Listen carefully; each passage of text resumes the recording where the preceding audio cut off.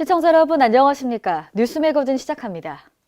대구광역시는 청년센터와 공동으로 취업을 준비 중인 청년에게 새로운 일 경험과 진로 탐색을 지원합니다.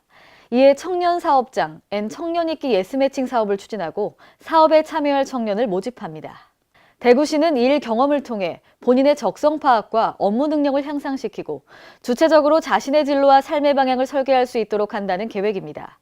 청년 사업장은 혁신적인 사업 모델을 가진 청년이 대표인 사업장과 주요 사업 수혜 대상이 청년인 사업장 등이 해당됩니다. 최종 선정자는 오리엔테이션을 거쳐 6월부터 10월까지 5개월간 매칭된 청년 사업장에 근무합니다. 백제 부흥운동 최후 거점성인 부안 우금산성에 남문지 유적이 확인됐습니다. 홍재희 기자가 취재했습니다. 백제가 패망한 뒤 부흥운동이 일어났던 최후 거점성으로 알려진 전북 부안 우금산성 남문지와 남문지에 인접한 성벽 구조가 확인됐습니다. 이에 따라 부안군과 전북문화재연구원은 9일 우금산성 현장에서 학술자문회와 현장 설명회를 갖고 우금산성 남문지와 성벽 구조 등을 최종 확인했습니다. 발굴 조사를 실시한 우금산성의 추정 남문지는 V자형 계곡의 서쪽에 연접해 위치하고 있으며 동편으로는 성내 계곡부 유수가 합류해 남쪽으로 흐르는 주 계곡 위에 위치합니다. 이곳은 산성 내에서 지형이 가장 낮은 계곡부에 마련돼 성 내부로 출입이 가장 용이한 곳에 축조돼 정문의 기능을 하였을 것으로 추정, 성내 주요 시설이 있던 건물 대지와도 가까운 거리에 위치합니다. 남문지는 거의 붕괴돼 본래의 모습을 찾아볼 수 없지만 문지 통로부 형태는 확인된 초석을 기준으로 볼 때 장방형으로 추정됩니다.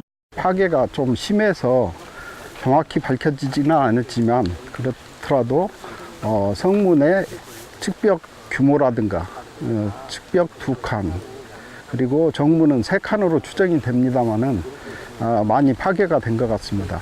통로부 규모는 조사구역 북쪽에서 확인된 초석과 남성벽 외벽을 기준으로 보면 추정 길이 780cm, 주초석간을 기준으로 한 추정 너비는 480cm입니다. 남성벽은 모래흙과 풍화토를 깐 후 길게 깬 돌을 이용하여 바른친 쌓기 축조, 외면은 고르지 않으며 남문지 바깥쪽 박석시설 규모는 잔존 길이 490cm, 잔존 너비 280cm 정도입니다. 이번 조사를 통해 우금산성의 문지 축조 방법과 성벽의 구조를 확인할 수 있어 앞으로 복원 정비 사업에 중요한 자료가 될 것으로 기대합니다. KLN 홍재입니다.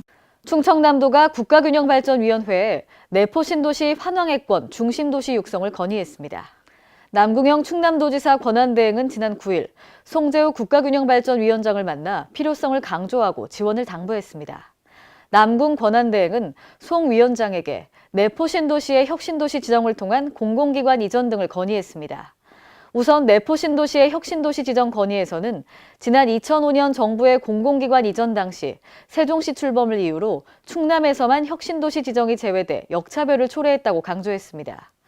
이어 남궁 권한대행은 국가 공공기관 이전으로 환왕해권 중심도시 육성에 힘을 실어달라고 요청했습니다. 전라북도가 전북 자존의 시대를 활짝 열기 위한 일환의 하나로 전북 가야문화의 발굴과 유적 정비에 속도를 내고 있습니다. 도는 특히 문화재청을 비롯해 도내 학계 전문가들과 함께 전북 가야 유적이 경상가야 고분군과 함께 세계유산 등재를 추진할 수 있게 우선 대상 유적을 집중 발굴해 나가기로 했습니다. 이에 송하진 도지사는 8일 호남 지역 가야 유적 가운데 첫 번째로 국가지정 문화재로 지정된 남원 두랑리, 유곡리 가야고분군 유적 현장을 방문했습니다. 이곳에서 정비 추진 상황에 대한 종합적인 점검 활동을 펼쳤습니다. 전북 남원시 삼해면 서도리 노봉마을에서 슬로우푸드 체험관을 조성하고 지난 9일 개관식을 가졌습니다. 슬로우푸드 마을 조성 사업은 전라북도 삼락 농정의 일환으로 2016년에 사업 대상으로 선정되어 주민 역량교육, 체험 프로그램 등 5억 원이 투입됩니다. 이번에 조성된 체험관은 최대 30여 명을 수용할 수 있고 송키떡 만들기, 토화젓 만들기 등 음식 체험 프로그램도 진행할 계획입니다. 앞으로 남원시는 주민이 주체가 돼서 지역의 음식 문화를 농촌 체험 관광 자원으로 발전시켜 사람이 찾는 농촌을 구현할 계획입니다. 세종특별자치시가 광역자치단체 승격 5년 만에 인구 30만 명 시대를 맞았습니다. 세종시는 8일 기준 지역 내 인구가 30만 24명을 기록했다고 밝혔습니다. 이는 전국 시군 중 37번째이며 충청권에서는 대전과 천안, 청주, 아산에 이어 5번째입니다. 그동안 40개 중앙행정기관과 교통, 생활인프라 확충 등 인구가 매년 증가해 왔습니다. 올해에는 14,201호의 공동주택 입주가 이루어지고 내년은 11,159호 입주가 예정돼 있습니다. 또 중앙부처 추가 이전이 예정돼 있을 뿐 아니라 456 생활권 개발이 진행 중인 만큼 세종시의 인구 증가는 더욱 가속화될 전망입니다. 인천광역시는 결혼인식을 개선하고 신혼부부의 주택 전월세 이자를 지원하는 등 결혼하기 좋은 도시 조성에 나섰습니다. 유정복 인천시장은 지난 8일 기자회견을 열고 젊은이들이 결혼에 대해 긍정적 인식을 갖도록 하고 주택 전월세 이자를 보태줘 신혼 살림살이의 부담을 덜어주는 정책을 편다고 밝혔습니다. 시는 이를 위해 76억 원을 들여 결혼인식 개선, 만남 준비, 결혼 장려 등 3단계 9개 시책을 추진합니다. 앞으로 공공기관과 대학, 사회교육기관을 대상으로 인문학 강좌를 개설하고 초중고교 학생에게 양성평등, 가족과 생명의 소중함에 관해 교육을 할 계획입니다. 오늘의 간추린 뉴스입니다.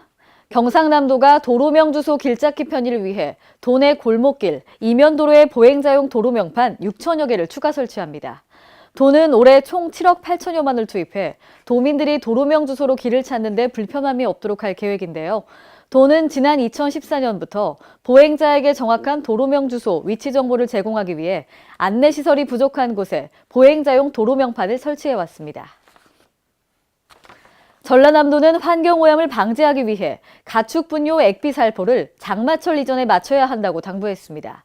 이는 여름철 집중강우로 가축 분뇨 퇴비, 액비가 빗물 등에 섞여 축사 주변 및 농경지 등에 흘러들어가 환경오염이 발생할 수 있기 때문인데요.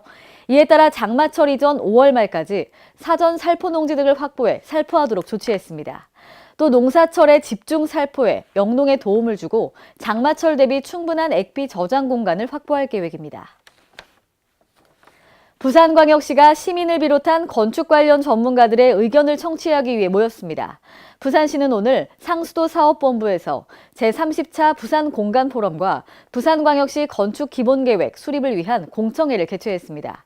이번 공청회를 통해 시민을 비롯한 관련 전문가들의 의견을 청취하고 수렴해서 계획안에 반영할 계획인데요.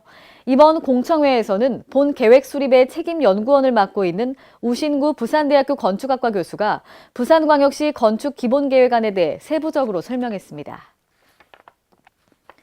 5.18 민주화운동 기록관은 38년 만에 공개된 5.18 영상 기록물을 시민들에게 공개하기로 했습니다. 이에 따라 오는 30일까지 5.18 기록관 3층 3D 영상실에서 상영되는데요. 이번에 공개된 영상 기록물은 지난 1980년 광주의 상황을 확인할 수 있다는 점에서 사료적 가치를 높이 평가할 수 있습니다. 이에 앞서 5.18 민주화운동 기록관은 지난 9일 국립아시아문화전당에서 5.18 민주화운동 미공개 영상 기록물 상영회를 개최했습니다.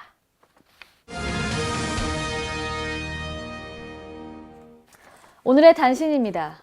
한국청소년상담복지개발원은 오는 11일까지 신라스테이 해운대에서 2018년 지역사회 청소년 통합지원체계 추진단 회의를 개최합니다.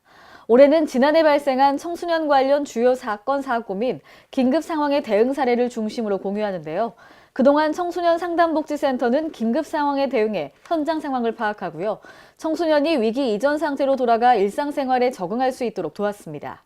앞으로 지역사회 긴급지원팀을 구성해서 전문 대응 체계를 구축할 계획입니다.